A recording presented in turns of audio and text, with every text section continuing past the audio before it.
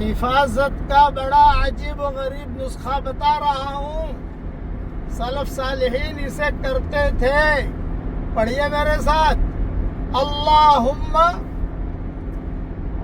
لا الہ الا انت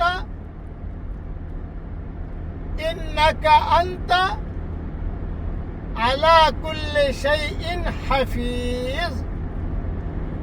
اے ہمارے پیارے اللہ، آپ کے علاوہ کوئی بھی عبادت کے لائق نہیں ہے.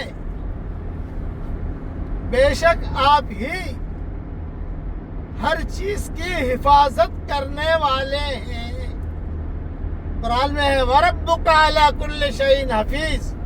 یہ یہاں سے لیا گیا ہے. اس لیے آپ اتنا جملہ پڑھ کر اپنے آپ پر دم کر دو، بچے پر دم کر دو. انشاءاللہ اللہ کی حفاظت میں آ جاؤ گے. انشاءاللہ یاد کر لیجئے اسے. اللہ تعالی ہم سب کی ہر شر سے حفاظت فرمائے. کہو آمین.